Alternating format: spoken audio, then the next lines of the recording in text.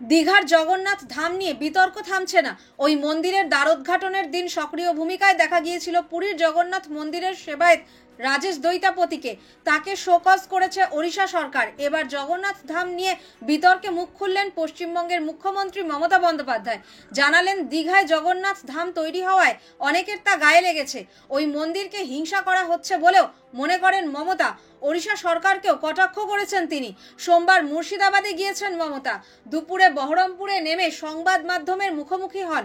দীঘা প্রসঙ্গে বলেন, আমি দক্ষিণেশ্বরে স্কাইওয়াক করলে তা নিয়ে প্রশ্ন হয় না, কালীঘাট নিয়ে প্রশ্ন হয় না, আমি দুর্গাপুজো করি, কালী পুজো করি, প্রশ্ন হয় না।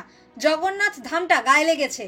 দীঘার মন্দির নিয়ে অভিযোগ, 2015 সালে পুরীর মন্দিরের নবকলেবরে ব্যবহৃত পবিত্র নিমকাঠের অবশিষ্টাংশ দিয়েই বানানো হয়েছে দীঘার জগন্নাথের বিগ্রহ। সে প্রসঙ্গে মমতা বলেন, ওরা বলছে আমি নাকি নিম গাছ চুরি করেছি। আমার বাড়িতেই তো 4টে নিম গাছ আছে।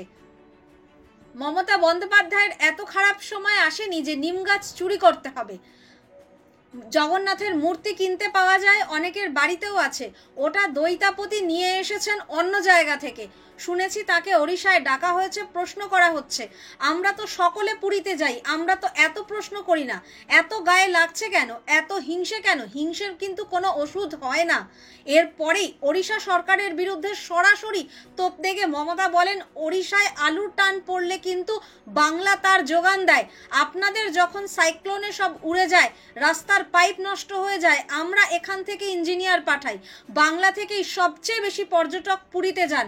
দীঘায় আমরা একটা জগন্নাথ ধাম করলে আপনাদের অসুবিধা কি? মমতা আরো বলেন, ওড়িশায় নাকি বাংলায় কথা বললেই মারধর করা হচ্ছে। অন্যান্য রাজ্যে এটা হচ্ছে, বাংলাতেও কিন্তু 1.5 কোটি বাইরের লোক আছেন। আমরা কারো উপর অত্যাচার করব না, এটাই বাকিদের সঙ্গে বাংলার তফাৎ। ওড়িশা সরকারের সঙ্গে কথা বলবো, অন্য রাজ্যের সঙ্গেও কথা বলবো।